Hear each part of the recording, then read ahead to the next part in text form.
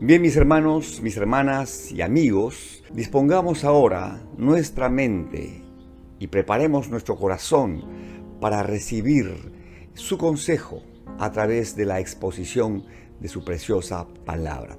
Vamos a leer el Evangelio según Mateo capítulo 5, versículos 17 al 20, bajo el título de Jesús y la ley.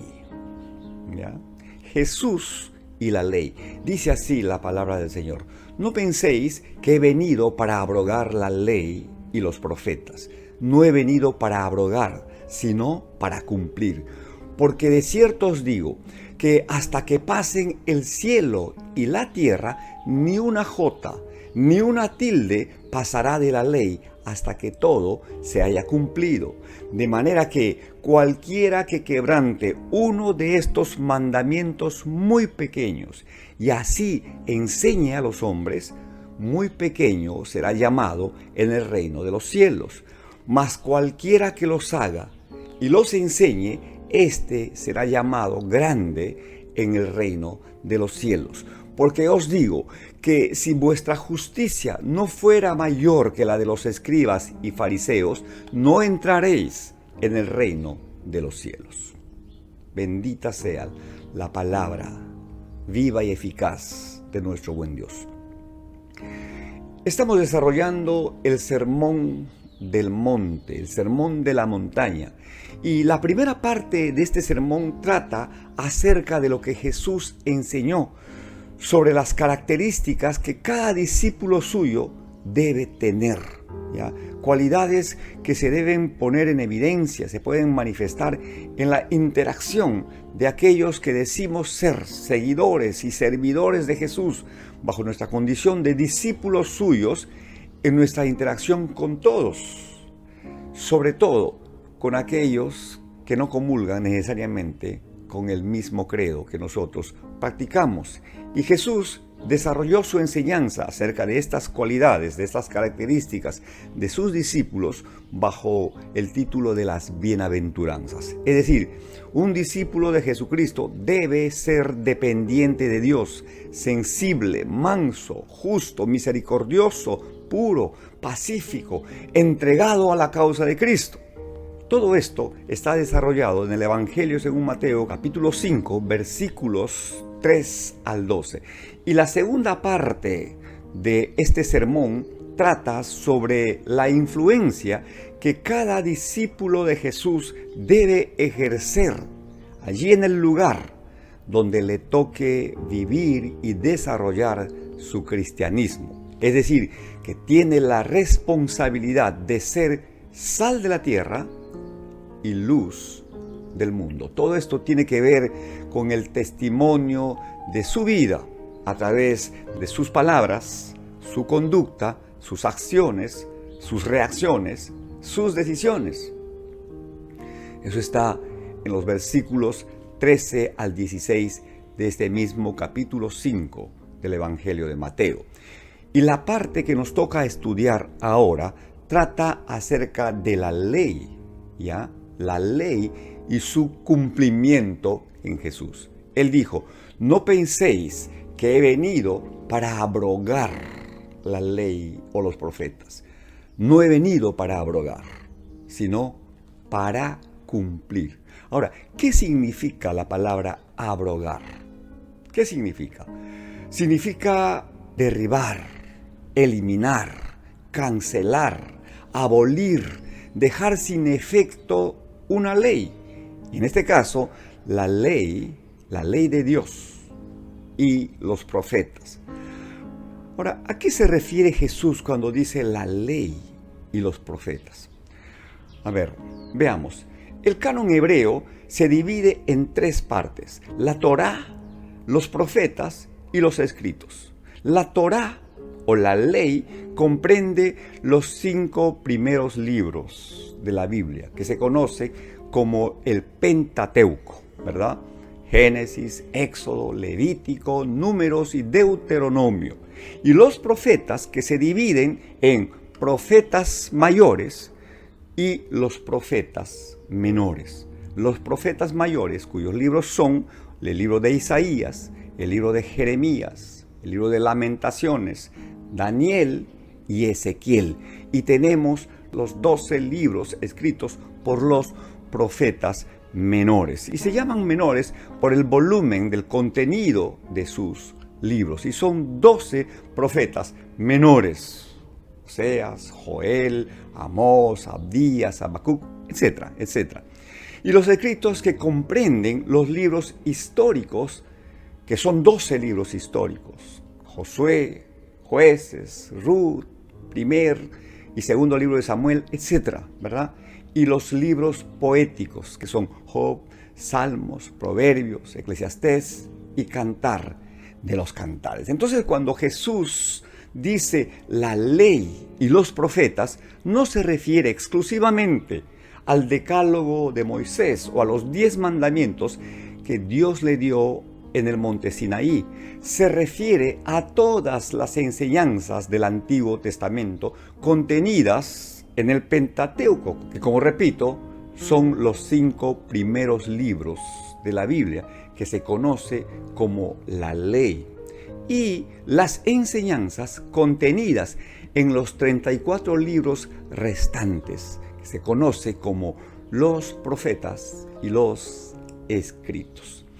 Ahora, ¿cómo podemos comprobar esta afirmación? Miren, tomando tan solo un libro de todos los libros que podríamos tomar, pero solamente quiero referirme a uno de ellos, al Evangelio según Lucas, en el que Jesús dijo: la ley y los profetas eran hasta Juan. Desde entonces el reino de Dios es anunciado y todos se esfuerzan por entrar a él. Lucas 16, versículo 16. Y les dijo también: estas son las palabras que os hablé estando aún con vosotros, que era necesario que se cumpliese todo lo que está escrito de mí en la ley de Moisés, en los profetas y en los salmos. Lucas 24, 44. Y comenzando desde Moisés y siguiendo por todos los profetas, les declaraba en todas las escrituras lo que de él decían. Evangelio de Lucas, capítulo 24, 27. Entonces, como verán mis hermanos, todas las enseñanzas del canon hebreo apuntan a Jesús y se cumplieron en él. La tipología, las figuras y el simbolismo contenidos en el Antiguo Testamento se cumplieron en Jesús. Él mismo lo afirma en el pasaje que estamos estudiando. Él dijo: no he venido para abrogar la ley o los profetas. No he venido para abrogar, sino para cumplir. En otras palabras, todos los requerimientos y demandas de la ley de Dios dados a su pueblo se satisfacen en Jesús. El apóstol Pablo, escribiendo en su carta a los Romanos, capítulo 10, versículo 4, dice: porque el fin de la ley es Cristo para justificar a todo aquel que cree. Cristo cumplió todas las demandas y exigencias de la ley y los profetas, demandas y exigencias que los creyentes de todos los tiempos no han podido ni pueden cumplir. Eso es exactamente lo que Cristo vino a hacer y nos vino a enseñar. Existen más de 100 profecías, mis hermanos, que se cumplieron en Cristo Jesús desde el momento mismo de su nacimiento hasta su muerte en el Calvario, en el Gólgota. La Biblia dice que en él estaba la vida y la vida era la luz de los hombres. Y en el ejercicio de su ministerio, Jesús dijo: yo soy la luz del mundo. El que me sigue no andará en tinieblas, sino que tendrá la luz de la vida. Yo soy el camino, soy la verdad y la vida. Nadie viene al Padre si no es por mí. Dijo también: yo soy la resurrección y la vida. El que cree en mí, aunque esté muerto, vivirá. Y todo aquel que vive y cree en mí, no morirá eternamente. Yo soy el pan que descendió del cielo. El que coma de este pan, pues vivirá para siempre. Yo soy el agua de vida. El que bebiere del agua que yo le daré, no tendrá sed jamás. Y será en él una fuente de agua viva, agua que salte para vida eterna. Aleluya.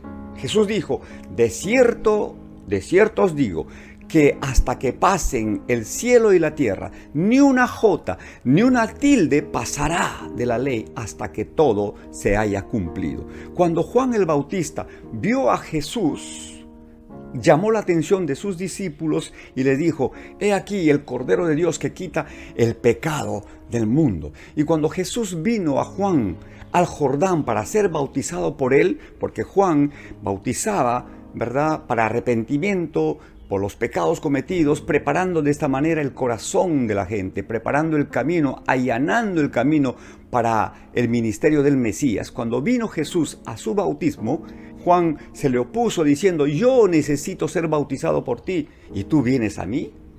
Pero Jesús le dijo: deja ahora, porque así conviene que cumplamos toda justicia. Y entonces Jesús fue bautizado. Y cuando salió del agua, después de ser bautizado, y aquí dice la Escritura que los cielos fueron abiertos y vio al Espíritu Santo descender en forma de paloma sobre él, y hubo una voz en el cielo que decía: este es mi Hijo amado, en quien tengo complacencia. Luego dice, de salir de las aguas del bautismo, Jesús fue llevado por el Espíritu al desierto para ser tentado por el diablo. Y después de haber ayunado 40 días y 40 noches, tuvo hambre, y el relato es conocido. La tentación de Jesús, salió luego del desierto en el poder del Espíritu y anduvo haciendo bienes, sanando a los enfermos, limpiando a los leprosos, alcanzando a los perdidos, dando vista a los ciegos, etc. Y estuvo así durante 3 años, que duró aproximadamente su ministerio en la tierra. Y al final de su ministerio, en la cruz del Calvario, Jesús cargó en su cuerpo toda la ruina y todo el peso del pecado que la ley de Dios condenaba, ¿ya? Y pagó con su vida el precio que demandaba la ley, y clavó el acta de los decretos que nos era contraria, y finalmente dijo triunfante: consumado es, todo está cancelado, todo está pagado. En otras palabras, todas las demandas de la ley fueron cumplidas por Jesucristo. Igualmente se han cumplido todas y cada una de las profecías relativas a la primera venida de Jesús, pero también se cumplirán sin faltar todas las profecías relativas a su segunda venida. Entonces vendrá el fin. Aleluya.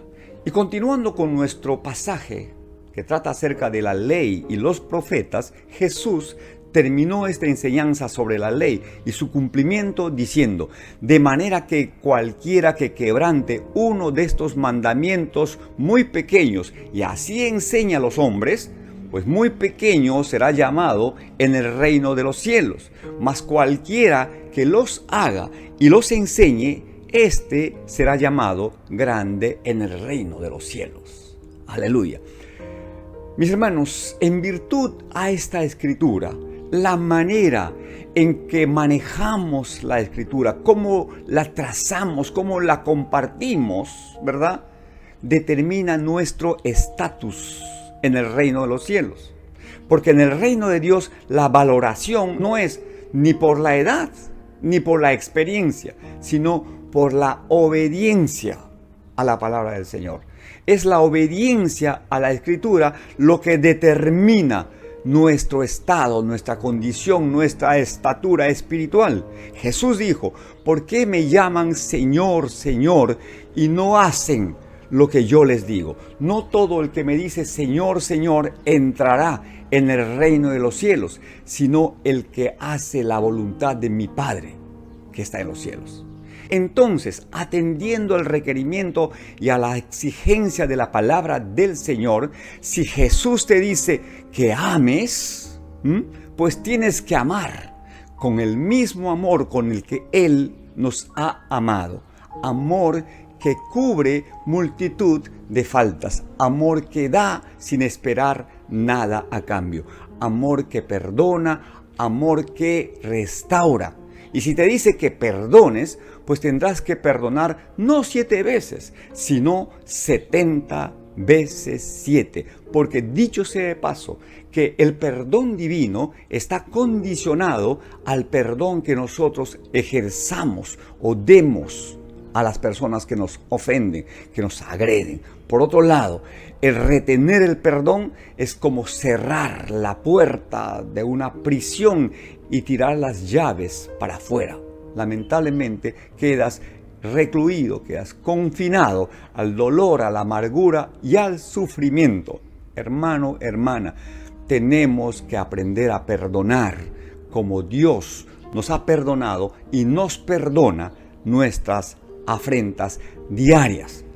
Y si la Escritura te dice que no seas mezquino, que no seas indolente, que no seas insensible con las necesidades de los demás, pues tienes que hacerlo, porque la Escritura dice también que hay quienes reparten y les es añadido más. Pero hay quienes retienen más de lo que es justo y vienen a pobreza. El alma generosa será prosperado, y el que saciare, él también será saciado. Ahí está el requerimiento del Señor. Y Jesús, ya cerrando esta enseñanza, nos subió la valla, nos subió la medida de una manera desconcertante, porque Él cerró esta enseñanza diciendo: porque os digo que si vuestra justicia no fuere mayor que la de los escribas y de los fariseos, pues no entraréis en el reino de los cielos. Esta declaración, mis hermanos, divide a su audiencia en dos grupos muy distantes y antagónicos. Por un lado están los religiosos, los intérpretes, los administradores de la ley, escribas y fariseos. Aparentemente los modelos a seguir, los referentes a considerar. Y por otro lado, el resto de la gente. ¿Cómo era la justicia de los escribas y de los fariseos? Pues era legalista, externa, parcial, hipócrita. Ellos seguían practicando todavía el ojo por el ojo, el diente por el diente, el golpe por el golpe, la herida por la herida. Ellos seguían enseñando: ama a tu prójimo y aborrece a tu enemigo. Cuando daban una ofrenda, hacían tocar trompetas en las esquinas de las calles para ser vistos y alabados por los hombres. Cuando ayunaban, todo el mundo se enteraba de que estaban ayunando, porque demudaban su rostro y proyectaban una aparente espiritualidad. Pero apareció Jesús en el escenario, ¿verdad? Y puso las cosas en su sitio, porque hasta ese momento nadie podía cumplir los requerimientos de la ley. Pero Jesús vino a cumplir estos requerimientos y a hacer posible su cumplimiento para nosotros. Y para tal fin nos dio un nuevo mandamiento en el que se resume todas las exigencias de la ley. ¿Cuál es este mandamiento? El amor. El amor. Y el Señor puso este mandamiento como una ley, la ley superior del amor, ¿verdad? En el Evangelio según Juan capítulo 13, versículos 34 al 35, leemos en una versión hispanoamericana. Dice: les doy un mandamiento nuevo, que se amen unos a otros como yo los he amado.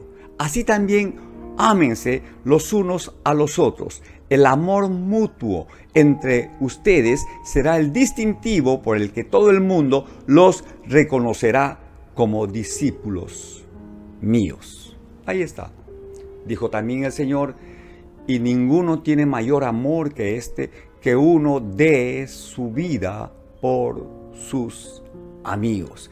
En otra parte del Evangelio, Mateo 7, versículo 12, el Señor nos trazó también un principio de vida, un principio que debe regir nuestras relaciones interpersonales de manera saludable. Este principio se llama el principio de la reciprocidad, cuyo tenor dice: haz a los demás todo lo que quieras que los demás te hagan a ti, porque esta es la esencia de todo lo que se enseña en la ley y en los profetas.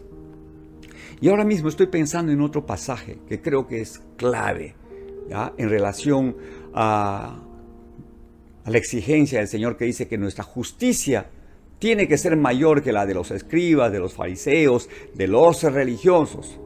Y ese pasaje está en la carta de Pablo a los Colosenses, capítulo 3, versículos 23 al 24, que nosotros, dicho sea de paso, como congregación la hemos tomado como una regla de oro que rige y que mide nuestro servicio a Dios, las motivaciones que nos asisten al servir a Dios. Este pasaje dice: todo lo que hagamos, todo, debemos hacerlo de corazón, como para el Señor y no para los hombres, sabiendo que del Señor vamos a recibir la recompensa de la herencia, porque a Cristo el Señor le servimos. Entonces, si lo que yo hago, pequeño o grande, visible o no, lo hago como para Dios y lo hago de corazón, con entrega total, ¿verdad?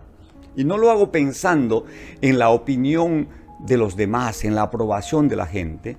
Al hacerlo con esta motivación en el corazón, díganme ustedes si al final de cuentas el resultado de nuestras acciones, de nuestras decisiones, de nuestras obras, las palabras que decimos, todo lo que hacemos, ¿verdad?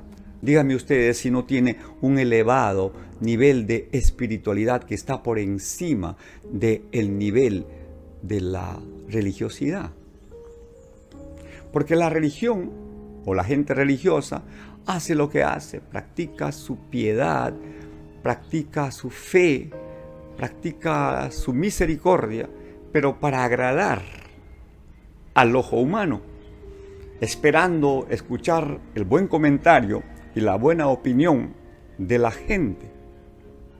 Jesús dijo acerca de esta gente religiosa que de cierto ellos ya tenían su recompensa. Entonces, mis hermanos, nosotros como creyentes, como discípulos del Señor Jesucristo, tenemos que hacer siempre las cosas para agradar solamente a Dios. Y como consecuencia, seguramente, nuestras acciones, nuestros gestos y todo lo que hagamos en relación con los demás será bueno, será agradable y será reconocido. Pero eso viene como una añadidura. Amén. Gloria a Dios. Listo, mis hermanos. Listo. Fin de la reflexión para dar pase a la acción. Manos a la obra. Y que Dios nos ayude a ser hacedores diligentes de su palabra y no tan solo oidores olvidadizos. ¿Ya? Les mando un abrazo enorme, cargado de afecto, con mis mejores deseos y parabienes para ustedes y sus familias. Nos despedimos, Dios mediante, hasta la próxima semana. Que estén bien. Adiós.